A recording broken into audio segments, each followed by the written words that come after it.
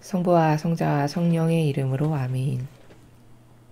하늘을 우러러 사랑을 하느님 아버지 뜻 안에서 스승이신 예수님과 도움이신 성령님과 사랑을 성모님과 성요셉 아버지와 성미카엘 대천사와 하늘의 모든 거룩한 천사들과 성인들의 정보를 청하며 기도드립니다. 아버지 뜻 안에서 예수님과 어머니 하나 되신 성심에 저희들의 내적이고 외적인 모든 것을 봉헌드립니다. 또 맡겨드리고 완전히 용해되기를 갈망하오니 예수님과 어머니 저희들과 저희 사명과 십자가 사도직 그리고 대한민국과 미국에 있는 아버지께서 사랑하시는 선의 세력과 전 세계에서 구원하기를 원하시는 아버지께 속한 자녀들 이들 모두를 이 마지막 시대 유일한 피난처이신 예수님과 어머니 하나 되신 성심을 통해서 아버지의 뜻에 봉헌드리오니 아버지 주님의 진리와 신적 질서로 보호하시고 지켜주시고 또 진리에 근거한 옳고 그름을 선과 악을 분별할 수 있는 영안으로 봉헌드린 아버지의 모든 자녀들을 축복하여 주시옵소서. 또한 미국에 한참 진행 중이고 있는 선과 악의 치열한 전쟁에서 트럼프 대통령 주변에 선의 세력을 더 많이 파견하시고 그와 하나 되고 아버지 뜻 안에서 일치하고 단결하게 하셔서 이 마지막 전쟁에서 반드시 트럼프 대통령이 아주 강력한 승리를 할 수 있도록 예수님과 어머니께서 모두 다 이루어 주시옵소서.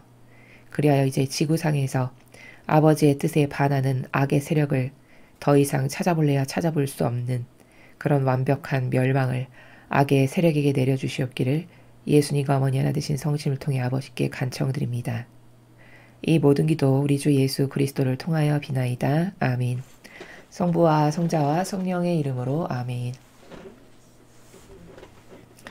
안녕하십니까. 하느님의 뜻 선교의 윤피아수녀입니다. 자, 오늘도 주신 성경 말씀을 통해서 여러분과 함께 하느님의 뜻의 그 신적 질서의 다스림이 다양한 많은 원리들과 또 마지막 시대를 우리가 살아가기 위해서 아버지의 뜻이 가르쳐 주시는 진리를 여러분과 함께 학습해 보도록 하겠습니다.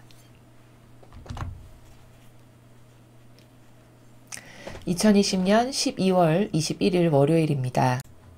제1독서 아가서 2장 8절에서 14절까지의 말씀입니다. 내 연인의 소리 보셔요. 그이가 오잖아요. 산을 뛰어오르고 언덕을 뛰어넘어 오잖아요. 나의 연인은 노루나 젊은 사슴 같답니다. 보셔요. 그이가 우리 집 담장 앞에 서서 창틈으로 기웃거리고 창살 틈으로 들여다본답니다.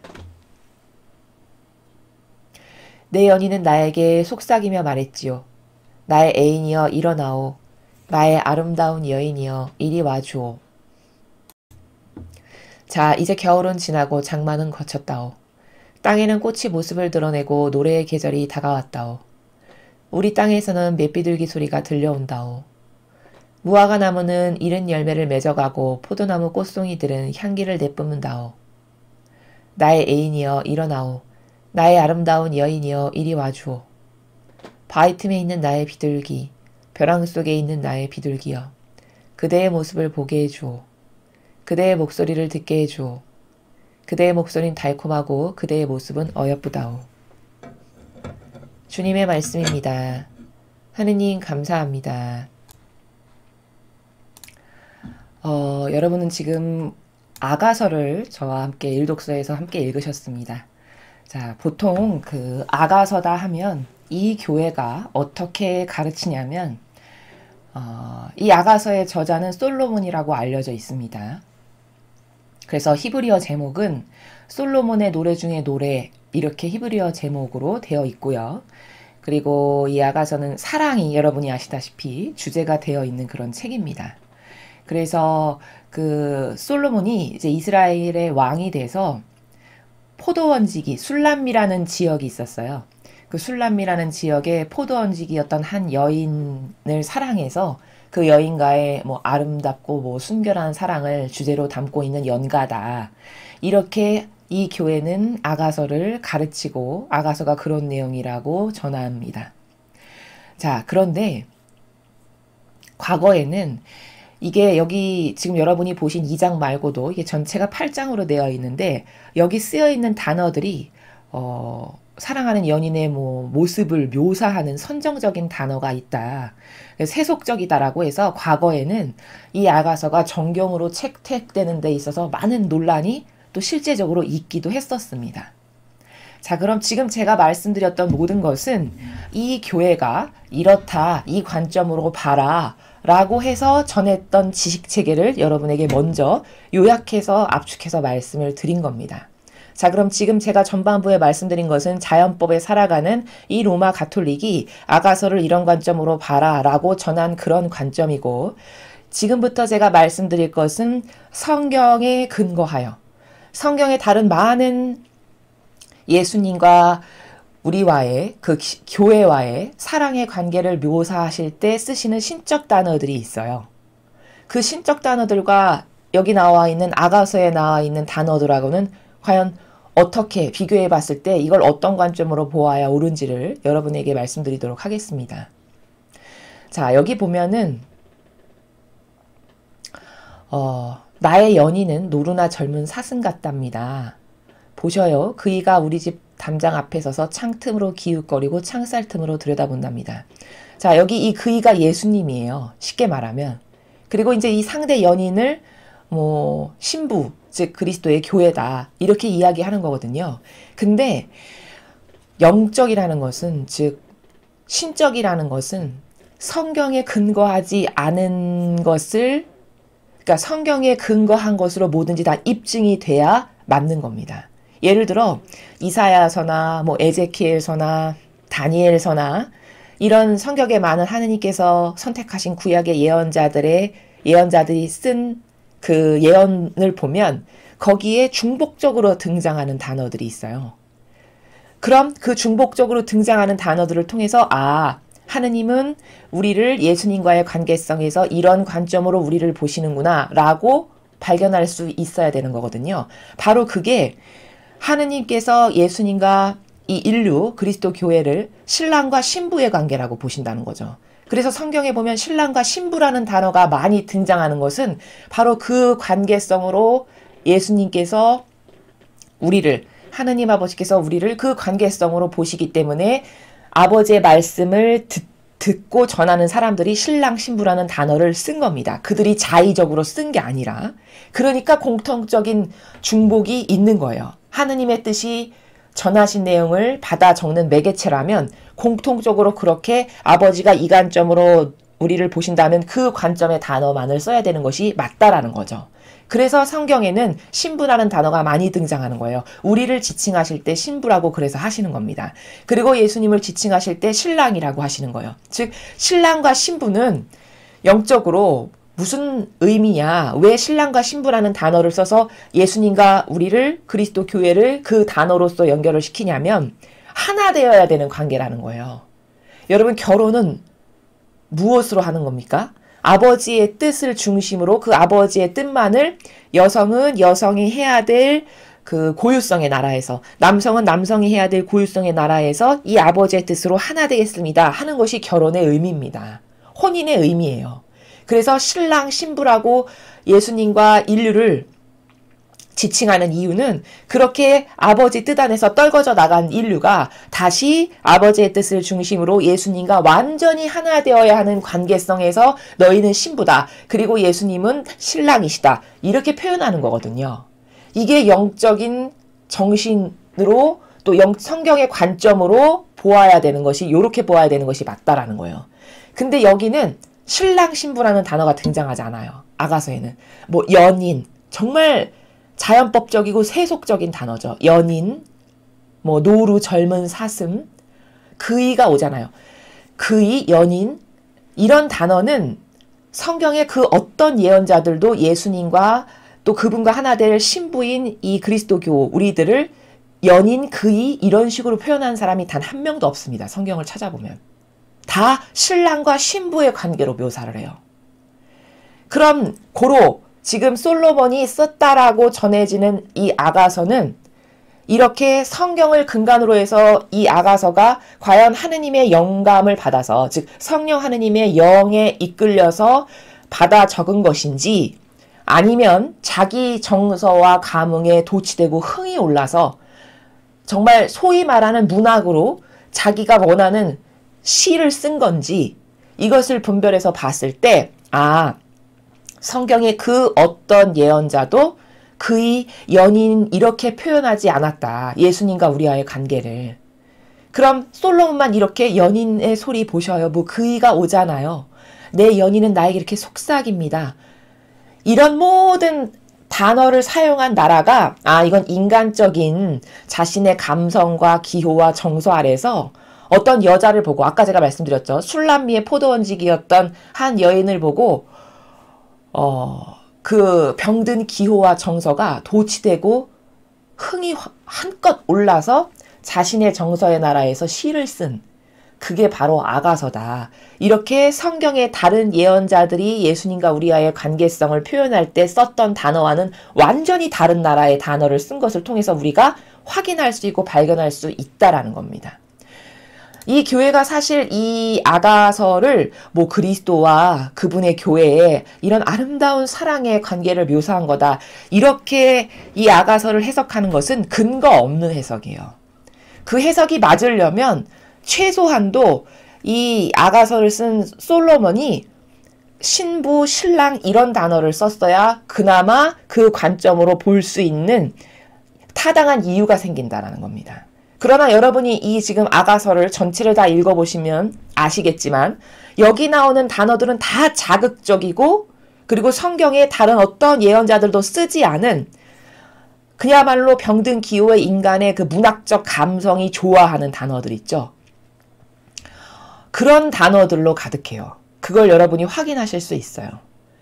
그럼 이런 아가서 같은 것을 보고서 올바르게 분별을 할 수 있는 것은 저게 사랑을 지금 주제로 표현한 것은 맞는데 그럼 저 사랑이 과연 예수님과 우리의 관계성에서 아버지가 원하시는 그 신적 사랑의 정신세계를 표현한 건지 아니면 병든 기호의 인간의 끈적거리는 그 감성이 좋아하는 자극적이고 이상한 저급한 용어들 있죠. 그런 것을 동원해서 자기가 원하는 나라의 시를 쓴 건지 요 정도는 분별할 수 있다라는 것이죠. 그러나 지금 여기 2장뿐만 아니라 다른 아가서의 다른 장들도 여러분이 한번 읽어보셨으면 좋겠는데 읽어보시면 성경의 다른 하느님께서 훌륭하다라고 선택하신 예언자들이 예수님과 그분께서 선택하신 그리스도 교회라고 하는 우리를 지칭하실 때 쓴 단어를 하나도 여기는 쓰지 않았어요. 그럼 그 말은 뭐냐면 여러분 단어라는 거는 정신세계를 반영하는 거거든요. 그렇죠. 성모님이 쓰신 단어, 예수님이 쓰신 단어를 통해서 우리는 두 분이 살아가셨던 정신세계가 어딘지 하느님과 얼마나 하나 되고 용해되셨는지를 다 발견할 수 있는 게 단어와 그 문맥의 문장의 사용들을 통해서 다 알 수 있다라는 거예요. 근데 여기는 전혀 그런 신적인 하느님 아버지께서 인류와 예수님을 다시 하나 되기를 바라시는 그 신적 사랑의 정신세계의 단어가 하나도 보이지가 않아요. 그래서 이것은 게다가 또 더군다나 그 주장을 강력하게 뒷받침해서 말씀드릴 수 있는 것은 뭐냐면 지금 첫 번째로 제가 이것은 성령 하느님의 영감에 의해서 쓰여지지 않았다라고 주장하는 첫 번째 이유는 성경에서 근거를 찾아서 입증할 수 있는 단어가 없다라는 점. 두 번째는 뭐냐면 솔로몬이라는 사람을 우리가 잘 알잖아요. 구약의 솔로몬에 대한 내용을 다 읽어보면 초반에는 다윗에게 부어주신 은총으로 솔로몬까지도 아버지께 합당하고 올바른 반향을 잘했습니다. 여러분이 아시다시피. 그래서 이제 왕이 되었을 때 저는 아무것도 모르는 어린아이에 지나지 않아서 주님의 백성을 잘 이끌 수 있는 능력도 없고 자격도 없고 자신이 없습니다. 그러니 저에게 지혜를 주세요. 하느님의 백성을 잘 이끌어갈 수 있는 지혜를 주십시오. 이렇게 청원을 했어요. 그랬더니 하느님 아버지께서 과연 너 훌륭하다. 네가 너를 위해서 뭐 잘 먹고 잘 살기 위해서 너가 원하는 것을 추구하거나 네가 좋아지는 것을 추구하지 않고 내 백성을 잘 이끌 수 있는 지혜를 달라고 청원했으니 너 과연 훌륭하다. 내가 너에게 그런 지혜를 주마. 여기까지는 솔로몬이 하느님께 대한 관계성과 반향이 괜찮았었을 때예요. 영적으로 봤을 때. 그런데 시간이 지나면서 솔로몬은 이방인 여성에 빠져들어가면서 그때부터 하느님께 죄를 짓게 돼요.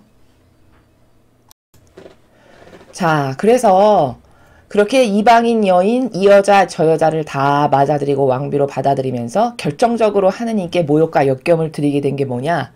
그 각각의 이방인 여인들이 들어오면서 끌어들인 신, 그 신들을 찾아다니면서 다 분양을 해주고 거기에 우상숭배로 절하고 경배하고 이런 짓을 하기 시작합니다.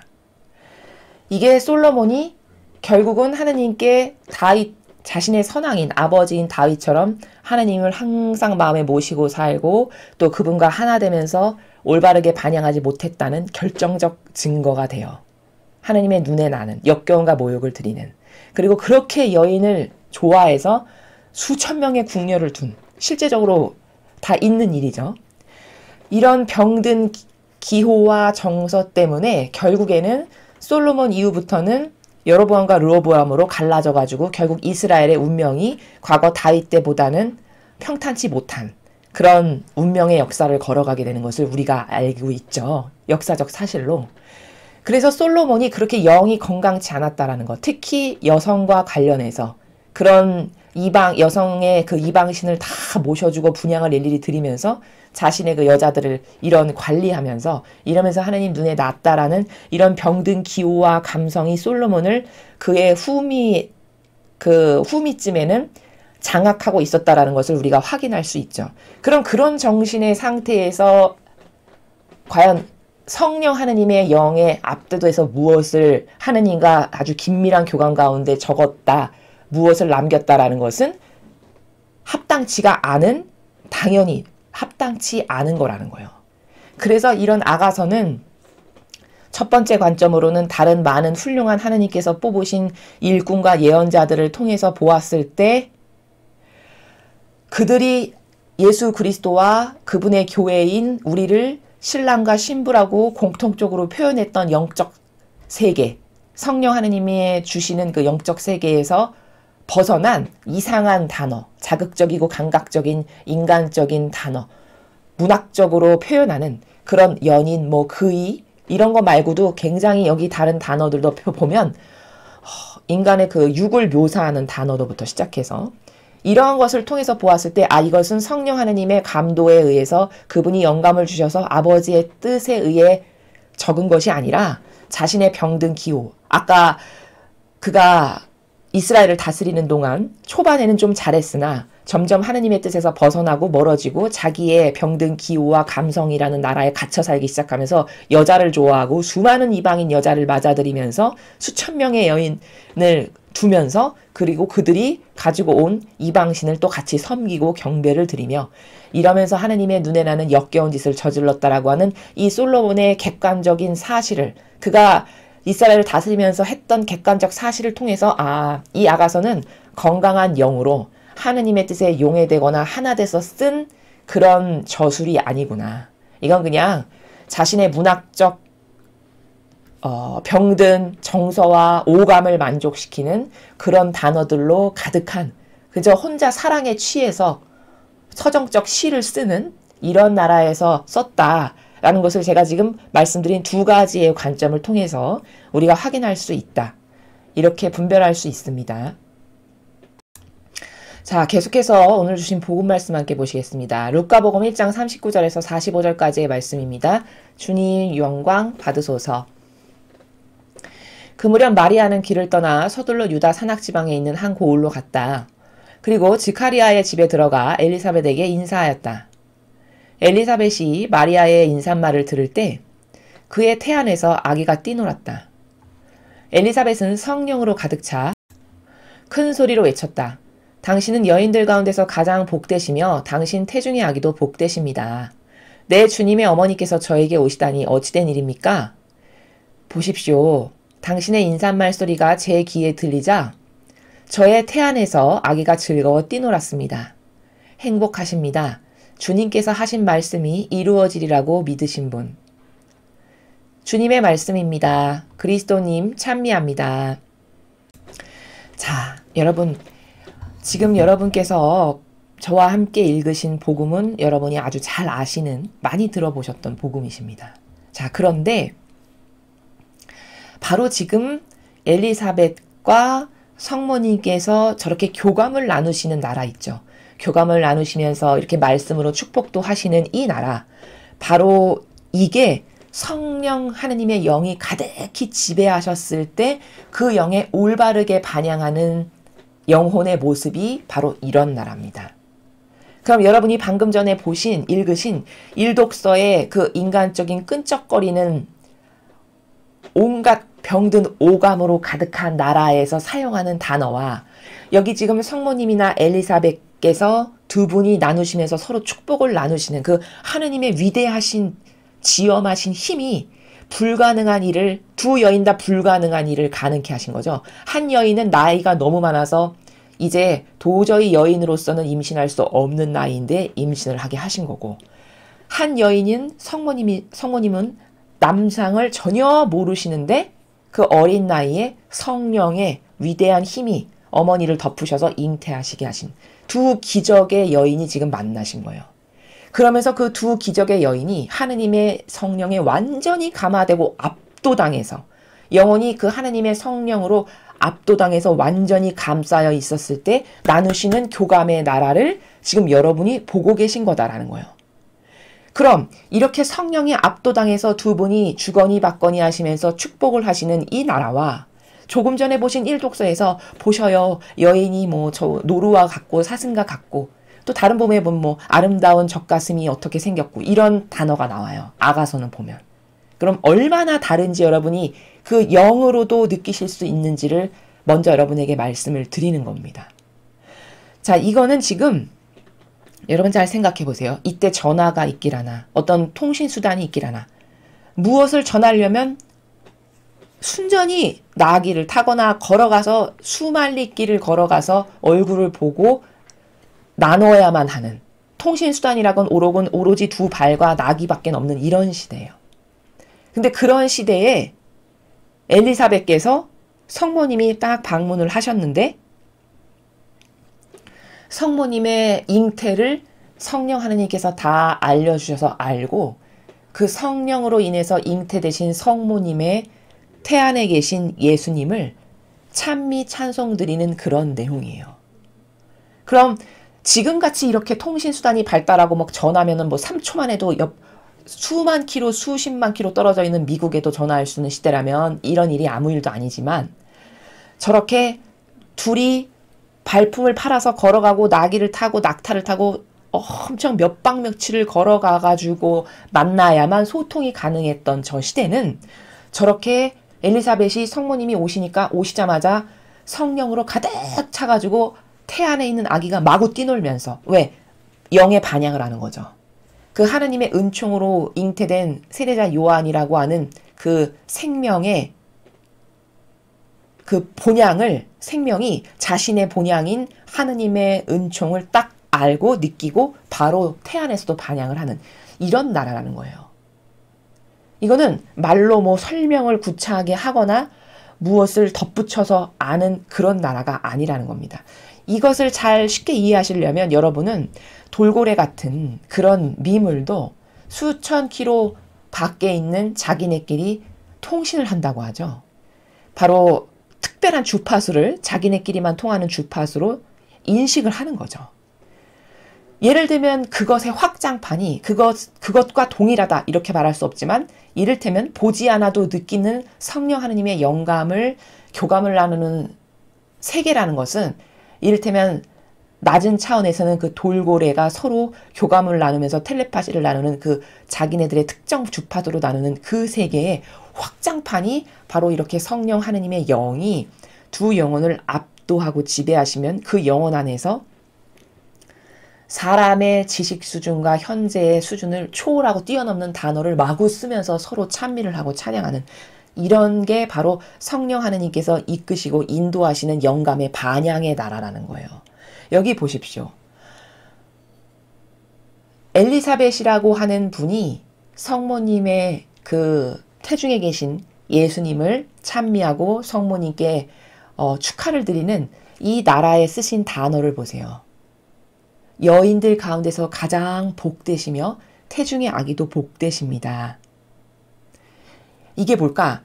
당신은 즉 성모님은 여인들 가운데서 가장 복되시며 당신 태중의 아기도 복되십니다. 이게 자기도 모르게 튀어나오는 말이에요. 성령 하느님의 완전히 감화되고 압도당해서. 즉 자기도 모르게 지금 예언을 하고 있는 겁니다. 엘리사벳이. 성모님께서 온 인류의 여인 중에 가장 위대하고 뛰어나고 아름답고 복되시다라는 것을 자기도 모르게 예언하는 나라예요. 왜? 앞에 41절에서 성령으로 가득 차 이렇게 이야기했죠. 그 말은 성령 하느님의 영으로 완전히 감싸져서 그 영혼이 그 성령 하느님이라고 하는 압도적인 위대한 힘에 압도당해서 그 영혼이 본향의 아버지의 뜻에 반향하기를 지금 올바르게 영으로서만, 인간적인 것은 다 완전히 배제되고 영으로서만 반향을 해서 주고받는 이런 나라를 지금 우리가 보고 있다는 거예요. 그래서 42절은 사람으로 봤을 때 그냥 한 문장 별거 아닌 것 같지만 엘리사벳이라고 하는 분이 하느님의 영에 감화되고 압도당해서 자기도 모르게 지금 예언을 하는 거예요. 성모님께. 여인 가운데 가장 복되십니다. 왜? 완덕의 어머니시오. 그 잉태되기까지의 화답을 피아스로 완벽하신 그것 하며 그리고 그 태중에 있는 아기가 메시아요 그리스도라는 것도 알려주지 않아도 저렇게 엘리사벳이 알죠. 누가 옆에 가서 야, 그 뱃속에 있는 아기 메시아요 그리스도래. 이렇게 알려줘서 아는 게 아니에요. 그냥 단방에 아는 나라예요. 성령 하느님께서 나를 지배하고 다스리시면. 그러니까 당신 태중의 아기도 복되십니다. 그거 야, 내가 메시아 잉태돼서 이제 몇 달 후면은 그리스도를 낳을 거야. 성모님이 절대 이렇게 먼저 말하셨을 리가 없죠. 그분의 여태까지 피아세 정신으로 요셉 성인한테까지도 억울하던 그 순간까지도 말씀을 아무것도 안 하신 성모님의 정신에 비추어 봤을 땐 전혀 자신에 대해서 이런 방구도 하지 않으셨을 게 너무 당연해요.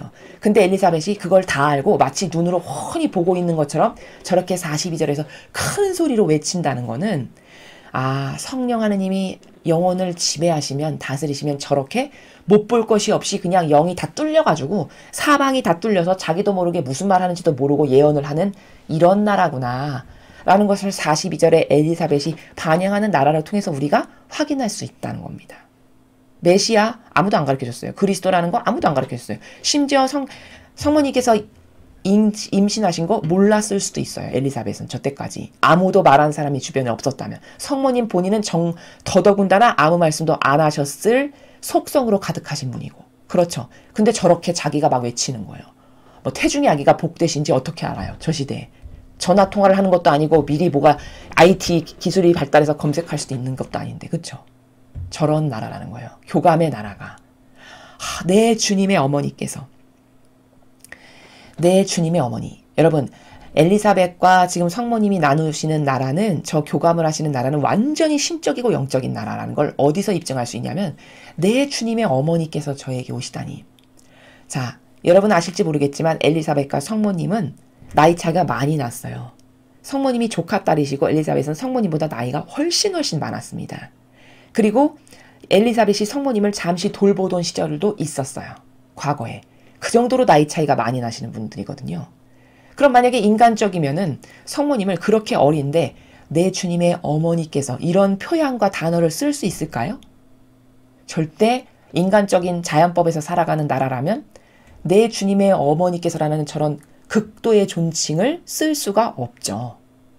근데 지금 엘리사벳은 그런 인간적 나라에서 살지 않음을 지금 이렇게 나누시는 이 덕담과 찬미하고 찬송 드리는 나라가 지금 엘리사벳이 완전히 영에 압도당한 상태구나. 성령으로 가득 찼다라고 지금 41절에서 말하고 있죠. 그러면 저렇게 된다는 거예요. 반향이. 성령으로 가득 차고 완전히 지배당하면 똑같은 인간인데도 불구하고 그 본연의 영혼이 반향을 하는 나라이기 때문에 저렇게 절대 인간적이라고 하면 쓸 수 없는 저런 극존칭 그리고 잉태되신 분이 누군지도 알려주지 않아도 저렇게 다 아는 저런 나라에서 자기도 모르게 예언을 막 한다는 거예요. 이게 바로 하느님의 영이 지배하셨을 때 이런 일이 일어난다는 것을 우리가 확인할 수 있다는 거예요. 오늘 이 복음을 통해서. 그래서 내 주님, 자기의 주님이래요. 자신의 주인이신 주님. 그 주님의 어머니께서 오시다니. 나이가 한참 어린데 어떻게 된 일입니까? 내 주님의 어머니께서 저를 다 찾아주시다니 어찌 된 일이세요? 이런 말이죠. 보십시오. 성모님께서 인사를 딱 하시니까 그 인사말의 파장 하나 딱 듣고 엘리사벳의 태안에 있는 세례자 요한이 막 즐거워서 뛰놀았대요. 막 즐거워서 발차기를 하면서 막 신나게 반향을 한다라는 거예요. 이게 다 뭐죠? 이게 다 성령으로 가득 찼을 때 병든 기호와 정서와 자아에 지배받지 않는 그 자아라고 하는 것에서 완전히 이탈된 벗어난 순수한 영혼이 하느님의 영 앞에서 반향하는 나라를 지금 우리가 보고 있어요. 제가 맨날 여러분에게 자아를 죽여야 되고 자아에서 벗어나야 되고 자아가 얼마나 내 영혼을 죽이는 악독한 마귀고 암보다 더 무서운 건지 매일 강조해서 말씀드리는 이유는 그 자아에서 빠져 살면 일독스의 솔로몬 같은 저급하고 저질스러운 단어밖에는 쓸 수 없는 그런 사랑에 자기 정서에 취해서 쓴 자기 정서에 미쳐서 쓴 그런 시 고작 나오는 게 그게 다지만 그 자아를 완전히 벗어던지고 거기서 완전히 뛰어나와서 하느님의 뜻 안에서 예수님과 어머니의 정신으로 용해된 이 정신세계에서만 살면 영이 저렇게 반향을 탁월하게 한다는 거예요. 영혼이 하느님의 뜻에. 지금 엘리사벳은 나이도 많고 이 시대에 뭘 그렇게 많이 배웠겠습니까? 그쵸? 무슨 대단한 학벌이 있거나 엄청 똑똑하거나 이런 분이 아니세요. 그냥 정숙했고 믿음이 훌륭했던 그런 여인이에요. 근데 그 여인이 구사하는 단어나 행간의 나라가 참으로 탁월하고 고결하고 아름답죠. 보십시오. 저렇게 극존칭을 성모님께 해드리는 저런 43절의 나라. 저런 게 다 신적 질서거든요. 하느님의 어머니시니까 당연히 자신도 신적인 나라에선 어머니라고 불러야 되는 게 맞죠. 그러나 이런 걸 가르쳐주지도 않았는데 저런 영혼이 반향을 저렇게 뛰어나게 한다는 것은 과연 아버지의 뜻에 용해되었을 때 아버지의 뜻이 한 영혼을 다스리시면 영혼은 저렇게 아름답고 저렇게 고결한 나라에서 그 아버지의 뜻에 올바르게 반향할 수 있는 거구나라는 것을 우리가 표본이요 예표를 보는 거라는 거죠. 그래서 저렇게 보십시오. 어머니께서 저에게 인사를 하시니까 제 태안에 있는 이 생명체의 영이 세례자 요한이 그 성모님께서 말씀하시는 나라가 뭔지를 알고 여기는 아직 순수하게 영만 있는 상태니까 그것에 반향해서 지금 뛰놀고 있습니다. 이 말을 하는 거예요. 참으로 행복하십니다. 여러분 뭐가 행복합니까? 16살에 지금 임신해서 돌 맞아 죽을지도 모르는데 인간적이면 이렇게 생각한다는 거죠. 행복하십니다. 이 말을 절대 할 수 없다라는 거예요. 인간적 자아 안에 갇혀 살면 안 됐네. 참 불행하네. 부모님도 일찍 돌아가셔가지고 아무도 없는데 참 불쌍한 거. 이렇게 안 하면 다행이겠죠. 인간적 자아 안에 살면. 인간적인 눈으로 봤을 땐 얼마나 불쌍합니까? 그쵸? 누구 아이인지도 모르는 아이를 임신해가지고 그것도 16 어린 나이에 단 한 번만 누가 입 잘못 눌려서 밝혀지면 돌 맞아서 죽어도 아무도 왜 죽였냐라고 말 못할 그런 시대에 사시는 거거든요. 지금. 그러니 인간적 관점으로는 참 불쌍하고 가엾게 한량없는 거죠. 그쵸? 근데 그렇게 반향 안 하시죠. 행복하십니다. 이렇게 반향하셨어요. 이게 다 뭘까? 인간적이라는 것과 이 영적 세계의 신적인 나라에서 반향한다는 건 저렇게 극과 극을 달리는 세계예요. 그러니까 메시아요 그리스도를 잉태하셨으니 자발적 어머니의 의지로 그것도 완벽한 피아 정신으로 참으로 행복하십니다.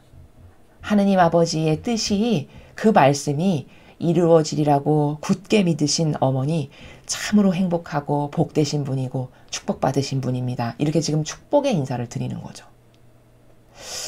그래서 이 오늘 보신 이 루카복음과 앞절에 지금 들으셨던 아가서는 완전히 정반대되는 나라에서 지금 이야기하고 있다는 것을 여러분이 몇 %나 인식하실 수 있나를 스스로 점검해 보세요. 지금 성모님과 엘리사벳께서 나누시는 요 교감의 나라가 이게 바로 성령 하느님께서 영혼을 아버지의 뜻대로 다스리셔서 이끄셨을 때 그 자아에서 벗어난 영혼이 올바르게 반향하는 그 표본을 우리가 지금 오늘 복음에서 봤어요. 그럼 이런 단어와 이런 정신으로 이런 화답을 할 수 있고 이런 말을 할 수 있는 나라예요. 그치만 일독서에 아가서를 보면 병든 기호와 정신과 육적 그 기호에 갇혀서 그 프레임에 지배당해서 사는 사람은 아무리 대단히 온갖 화려한 형용사와 조사와 비사역으로 다 쓴다 한들 그 행간의 나라에서 느껴지는 정신은 끈적거리고 참 좀 수준 낮은 단어를 쓰면 약간 저급하기도 하고 쓰는 여러 단어들이 나라가.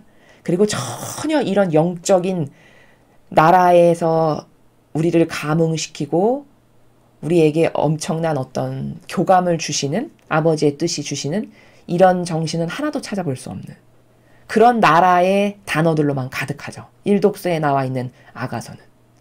그럼 이 두 개는 똑같은 인간이 반향해서 말하고 있고 똑같은 인간이 뭐 사랑이란 나라에 대해서 기술하고 있지만 겉으로 봤을 땐 똑같은 인간이지만 지배되는 영은 완전히 다르다는 거.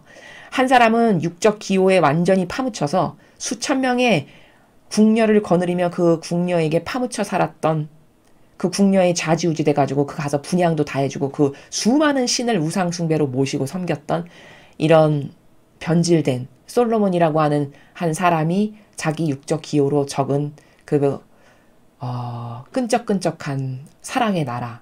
그러나 한 영혼은 하느님의 뜻이 주신 은총으로 충만해져서 그 은총에 올바르게 영혼이 지금 반향하는 이런 나라. 극 대비되는 두 개의 대조적인 정신을 여러분이 지금 오늘 그 묘사를 통해서 확인하셨다라는 겁니다. 우리는 성령의 영감에 압도당했다는 게 도대체 뭔지 굉장히 막연해요. 왜냐면 이 교회가 그런 내용을 가르치질 않아서 성령에 압도당해서 반향을 한다는 게 도대체 뭔가.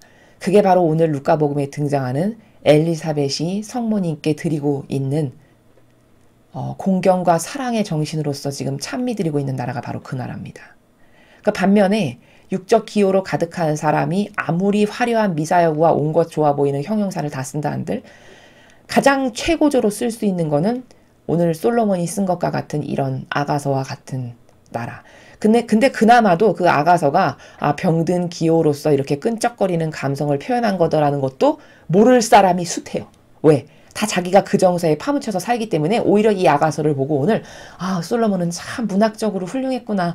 참 탁월하고 아름다웠네. 어쩜 저렇게 감성도 섬세하지? 이렇게 생각할 사람도 숱하다는 거예요. 그건 자신의 기호가 거기에 딱 맞아떨어서거든요. 완전히 거기에 그 기호에 똑같은 기호고 그 정신과 별반 다르지 않은 그게 좋아 보이는 것은 왜냐? 자신도 솔로몬과 같은 그런 인간적이고 육적이고 이론론적인 세계에서 살아가는 게 익숙하고 그 정서가 나의 정서로 수십 년을 살아서 그게 왜 끈적거리고 그게 왜 역겹고 때로는 그리고 왜 그게 병든 기호인지를 모른다라는 거죠. 똑같은 정서에서 살면.